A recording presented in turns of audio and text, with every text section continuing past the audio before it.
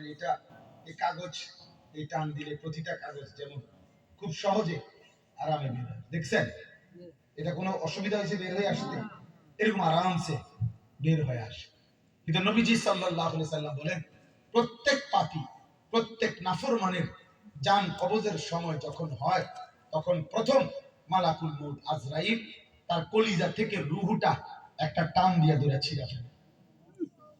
আর ছিঁড়লেই তখন এই রূহটা হুলকুম মানে এই কণ্ঠনালী, আরেক আয়াতে আছে তারাকি, কাল্লা ইদা বালাগাতিত তারাকি, আর এখানে হলো ফালাউলা ইদা বালাগাতিল হুলকুম। এই কণ্ঠনালী আর তারাকি একই অর্থ। এখানে এসে আটকায় যায় রূহটা, নাফরমানের রূহ, তখন এটা নিচেও যায় না বাইরেও না, এখানে আটকায় থাকে কাঁটার মতো। তো এখন দেখেন এখানে এই কাগজটা তো বের হয়েছে খুব সহজে। এখানে দেখেন এখানে একটা পলিথিন আছে, দেখছেন? এই দেখছেন না এই যে পলিথিনটা, এইটা আমরা টান দিলে বাইরে হবে না। এটা কি করতে হবে? এটা খুলতে হইলে ছিঁড়তে হবে এইভাবে টানিয়ে টানিয়ে কি করতে হবে? আল্লাহর নবী সাল্লাল্লাহু আলাইহি ওয়াসাল্লাম বলেন, কণ্ঠনালীর এখান থেকে রূহটা মালাকুল মউত আজরাইল নাফরমান পাপীর রূহটা এভাবে টানিয়ে টানিয়ে ছিঁড়ে ছিঁড়ে দেয়। অথবা নবীজি উদাহরণ দিছে, শিকের মধ্যে যেরকম কাবাব, গোশতের কাবাব বানায়, কাবাব যেভাবে মিশায়া লাগায়, এরপরে যখন পুরানো হয়, এবার কাবাব যখন শিক থেকে টেনে টেনে ছিঁড়ে খায় বের করে, ওই রকম তার রুহুটা ছিঁড়ে ছিঁড়ে নেয়। অথবা উদাহরণ দিছে যে ভিজা তুলা অথবা ব্যান্ডিজের তুলা যেভাবে শক্ত হইয়া আটকাইয়া থাকে, এটাকে যেমন স্বাভাবিকভাবে এটা পড়ে না, বরং এটাকে টেনে টেনে তুলা খুলতে হয়, টেনে টেনে ছিঁড়তে হয়, নাফরমানের রূহটা আজরাইল এভাবে টেনে টেনে ছিঁড়ে। আল্লাহ তাআলা এখানে একটা কথা বলছে, ফালাউলা ইযা বালাগাতিল হুলকুম, হে নাফরমান, তোমাদের কোন মুমূর্ষ ব্যক্তি, তোমাদেরই বাবা দাদা আত্মীয় স্বজন যে কেউ যখন মৃত্যু সজ্জায় তার রূহটা কণ্ঠনালীর কাছে চলে আসে, তখন তো সে ছটফট করে, আর তোমরা বুঝতেছো যে তার মৃত্যুর অবস্থা। ওয়া আনতুম হিনা ইদিন তানজুরুন, তোমরা তো তার চারদিকে তাকাইয়াই আসো, তার দিকে তোমরা এখানে আসো, তোমরা দেখতেছো তোমাদের এই স্বজনের মৃত্যুর যন্ত্রণা, তার মৃত্যুকালীন এই সাকরাতুল মউত অবস্থাটা। আল্লাহ বলেন, ওয়া নাহনু আকরাবু ইলাইহি মিনকুম ওয়ালাকিন লা তুবসিরুন, আমি আল্লাহও কিন্তু এখানে আছি, যদিও তোমরা দেখছো না, কিন্তু আমিও আছি তোমাদের মুমূর্ষু ব্যক্তিটার সামনে। এই আল্লাহ এবার বলতেছে, শোনো, আমি তোমাদের সাথে চ্যালেঞ্জ করলাম, আমিও আছি তোমরাও আছো, লোকটা তোমাদেরই লোক।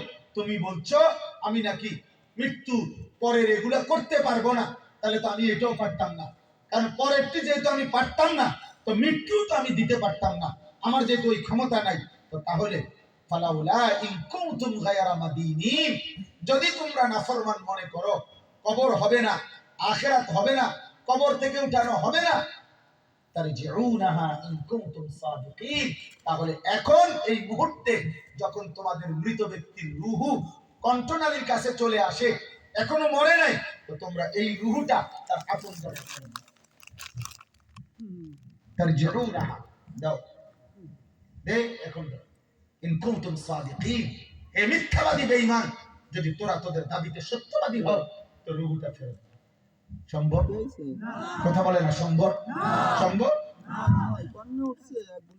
আমার কথা শেষ হয়। আমরা প্রত্যেকেই আল্লাহ তাআলা বারবার এই কথা বলছে, ওয়াজাআত সাকরাতুল মাউত বিল হক যালিকা মা কুনতা মিনহু তাহিদ। আল্লাহ বলছে, বান্দা যত পলায়নই করো না কেন, মৃত্যুর যন্ত্রণা সত্য সত্যই আসবে, একদিন তোমাকে মরতেই হবে। হাসলেও মরে যাবা, কাঁদলেও মরে যাবা, সুখে থাকলেও মরে যাবা, দুঃখে থাকলেও মরে যাবা, রাজপ্রাসাদের অট্টালিকায় থাকলেও মরে যাবা, জীর্ণ কুঠির কুড়ে ঘরে থাকলেও মরে যাবা।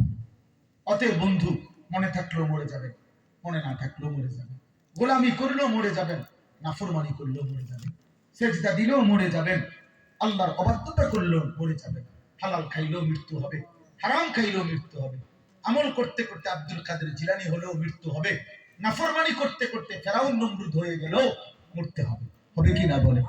দোস্ত, এই শেষ রাত গভীরে আবার যদি কোনোদিন আসতে না পারি, তো ছেলেরা বাবারা সবাইকে অনুরোধ করছি, প্রিয় ভাই প্রিয় বাপ, আল্লাহর ওয়াস্তে নিজের মৃত্যু নিজের আখেরাত স্মরণ করে বাপ। দোস্ত, দুনিয়া মৃত্যুর মুখে বড় সামান্য মনে হয়। আমার কাছে কিতাব আছে, মৃত্যুর মুহূর্তে ইমানদার নাফরমান প্রত্যেকের মৃত্যু যন্ত্রণা শুরু হলে দুনিয়াটা তার কাছে খুব সামান্য মনে হয়। কিতাবে আছে হযরত নূহ আলাইহিস সালামকে 950 বছর উনি দুনিয়ায় হায়াত পাইছিলেন। মৃত্যুর সময় সাকরাতুল মউত, মৃত্যু যন্ত্রণা যখন শুরু হয়েছে, নূহ আলাইহিস সালামকে জিজ্ঞেস করছে, হে নবী নূহ, আপনি দুনিয়ার এই লম্বা হায়াত 950 বছর আপনার কাছে কেমন মনে হচ্ছে? এখন কতদিন ছিলেন, কতক্ষণ ছিলেন? আরবি ওই কিতাবে লিখছে যে নূহ আলাইহিস সালাম বলছে, একজন লোকের একটা ছোট্ট ঘর আছে, যে ঘরের দুইটা দরজা, এক দরজা দিয়ে ঢুকলো, এই দরজা দিয়ে বের হলো। উনি বলেন, আল্লাহর কসম, আমার মনে হচ্ছে বিগত 950 বছর আমি যেন ওই লোকের এই ছোট্ট ঘরের মতো, যে ঘরের এই দরজা দিয়ে ঢুকছি, এই দরজা এতটুকু। 950 বছর যদি একজন ইমানদার, একজন নবীর মনে হয় এমন, প্রিয় ভাই, আমাদের কি হবে? মৃত্যুর যন্ত্রণা সকলের, মুমিনেরও মৃত্যুর যন্ত্রণা হয়, কাফেরেরও, ইমানদারেরও হয়, নাফরমানের, নবীরও হয়, উম্মতেরও হয়। বাকি মুমিনের মৃত্যু যন্ত্রণা আনন্দের, যত কষ্টই হোক মুমিন ভাবে আমার বন্ধু, আমার মাওলার মোলাকাতের সময় হয়ে গেছে। আর নাফরমান ভাবে, হায় আমার জীবনের সব শেষ হয়ে গেছে। কিন্তু মৃত্যুর যন্ত্রণা বড় ভয়ানক, বড় ভয়ানক।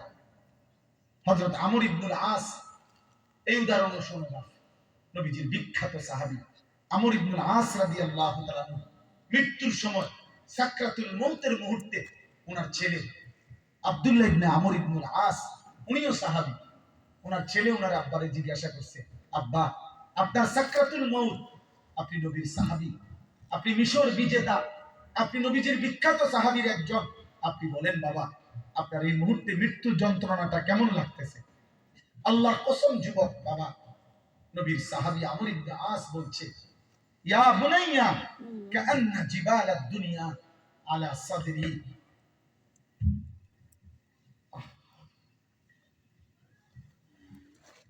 নবীর সাহাবী বলে, হে আমার সন্তান, আমার মনে হচ্ছে পৃথিবীর সবগুলো পাহাড় আমার বুকের উপর চাপ দিয়ে আছে। কাআন্না জিবালাদ দুনিয়া আলা সাদরি ওয়া কাআন্নী আতানাফাসু মিন সাকবিল ইবরা, আর আমি যেন সুইয়ের ছিদ্র দিয়ে নিঃশ্বাস নিতেছি। প্রিয় ভাই, এত বড় সাহাবীর যদি মনে হয় মৃত্যু যন্ত্রণাটা যে পাহাড় যেন সবগুলো তার বুকে চাপা দিয়ে রাখছে, তাহলে আমাদের কি হবে? এইবার গত 30 বছর ধরে যে সুদ খায়, ওর মৃত্যু যন্ত্রণা কি? সারা রাত যে যুবক নারী দেখো, ছবি দেখো, দিন রাত, তোমার মৃত্যু যন্ত্রণা কেমন? এই হারাম